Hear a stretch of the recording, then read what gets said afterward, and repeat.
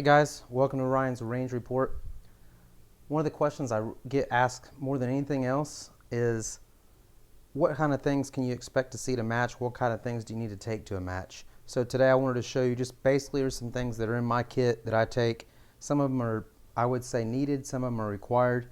There are not a lot of things that are actually required, but there's a lot of things that if you want to be competitive that you need to take. One of the things that's required is a rifle. Another thing is ear protection. And with the rifle, there are some qualifications on it or requirements on it. Usually minimum of 6mm, sorry Josh, up to 30 caliber Magnum. And the speed limit is usually 3,100 feet per second. And that's not at every match, but a majority of the matches I go to, those are the requirements to attend the match. So we'll just try and go in order from my right to left. First thing is my bag. I use this bag. This is the bag I carry with me. It's just a Maxpedition sling.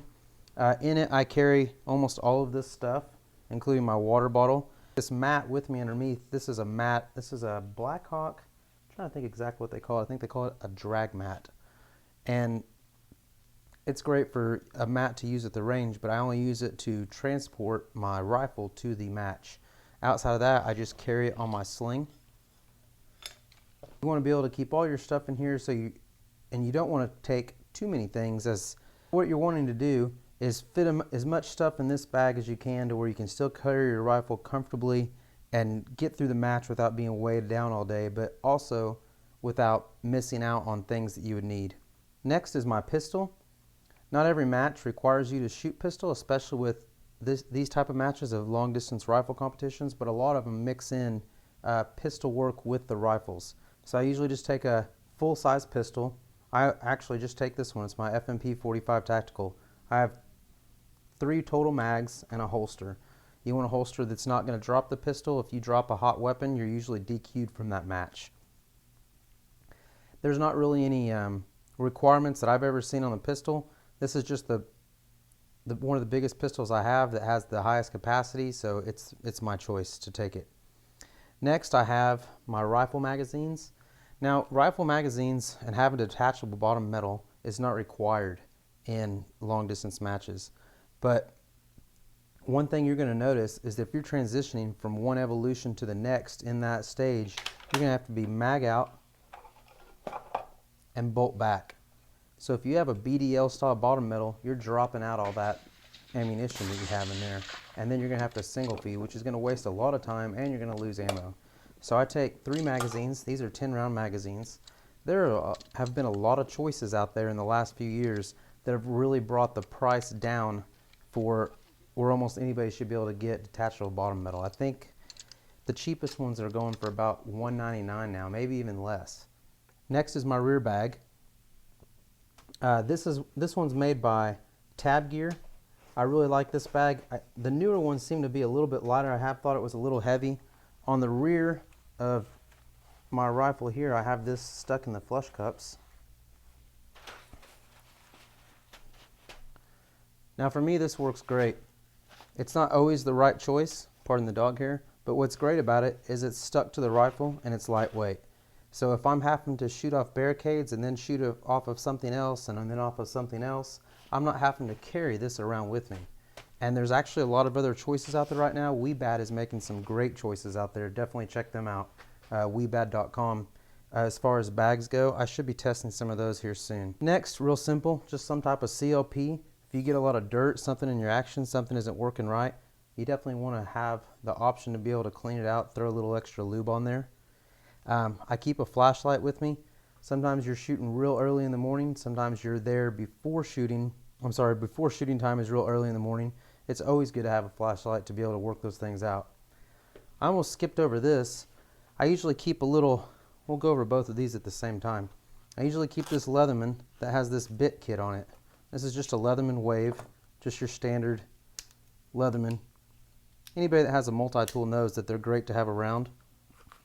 But as far as firearm specific tools, this is something I just recently picked up. I've been using their multi-tool for a while, but this is more of a precision instrument that's made just for a couple of things. This is for tightening your scope rings and for your action screws. This is made by Broka, the PTL 065.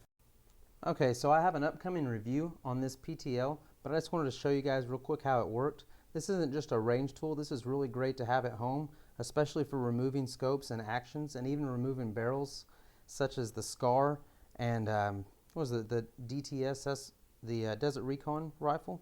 It was that bullpup rifle. So basically, this is preset to 65 inch-pounds. It comes with some bits that work great for most actions and for scope rings.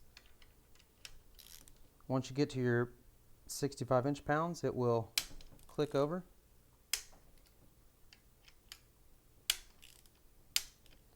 If you're to match and you need to take your action out for any reason, which is definitely something I've done before,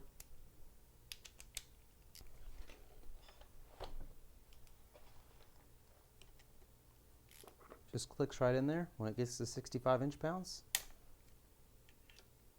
See how it fits in really nice in that trigger guard back there? Things don't fall out, which is something that really annoys me about the Wheeler fat wrench. There you go. Okay, so next, this is my Bushnell Elite 1600 ARC rangefinder. This will range targets out to about 1,000 yards. What I do more than ranging targets with this at a match is I use it to observe. I use it to watch other shooters. I use it to find targets. I use it to get every advantage I can before I get up to that line. Because if you haven't watched anything and you just walk straight up to that line, you're definitely at a disadvantage. It's great for that. Make sure that you're allowed to have them. Not every match will allow them, but 90% of them that I go to, it's not an issue. Ear protection, that's something that's required. These work great for me. I think they're about 55 bucks on Amazon. They keep the sound out. It doesn't seem to bother me when I get my cheek on my stock. And you know, if anything you can use as far as our ear protection goes, as long as it's protecting your ears. These aren't mandatory. This style isn't. Tons of people use the plugs. This is my Kestrel. This is a weather device. So what this does is gives you density altitude. It gives you barometric pressure. It gives you wind speed, as well as a few other things. This is a little bit different model. This is a Horus model, 4500 NV. So this has a Horus A-Trag built into it. So it gives me my ballistic table for my rifle. There's a lot of other things you can do out there. You can have a dope sheet, which I keep one of those on me. You can have your phone, which I take my phone with me. I don't just keep one ballistic chart with me. I want to have backups of everything. But this works great. One really good thing about this is my iPhone, the battery will go dead by the end of the day when you're out there shooting a match and trying to grab the weather all the time. Half the time you can't get a signal out there. Well, this gives you the weather. So another thing I do if I don't have this is what used to be my primary, but it's now my backup. This thing is cheap. It was, I think, $89 on Amazon. That's definitely seen better days. This is the Burton ADC Pro. You can put your phone on airplane mode, and then you can use this to get your weather, to put your inputs in there today to get your dope. This definitely isn't something that's standard, and this definitely isn't something that I see a ton of people using, but for me, I love it. It's great to have all in one. You can make little dope charts, and then you want to have things written down. Moving on, I had this in my pocket. You definitely want to take a pocket knife with you for obvious reasons. You never know what you're going to need to cut loose or modify or adjust. Pocket knife is something, along with the flashlight, that's good just to have with you every day. Ammo box. So you're going to want to take something to carry your ammo in. I like to take these little 50 round boxes. You shoot anywhere between 50 and 200 rounds per match. If you go out in the morning, usually you're not going to shoot too many more than 50 rounds before lunch. If you do, you can take this and you can fill up your mags outside of a different box and take this with you. You know, you're wanting to try and keep your weight down but still have the proper amount of tools. Obviously, water is essential. This is 1.5 liters. I try and take this and try and fill it back up at lunch whenever possible. It gets hot out there during the matches. You definitely don't want to have anything to keep you. You definitely want to keep hydrated. You definitely don't want to be suffering from any dehydration. You're also going to want to have snacks, which I don't have those on here, but snacks are definitely important because they're going to keep you full of energy and going throughout the day. So that about covers it for the things that I normally take to a match, and that's for anything from a 1 to 2 day match. I really hope you enjoyed the video. Coming up, we're going to be doing a series on scopes, and then we're going to be doing a series on basically on rifles. With the scopes, we're going to go over everything you need to get into long range shooting and what the best options are. I'm going to go over prices. It's going to be a multi-part series. So if you're not subscribed, go ahead and subscribe, and that will let you know when we come out with those videos. And I'm also going to make a playlist out of them. So if you want to, you can save that playlist to your playlist, or you can share that playlist. You can also find us on Facebook at facebook.com/Ryan's Range Report. And we're also on Twitter at DFWNFA.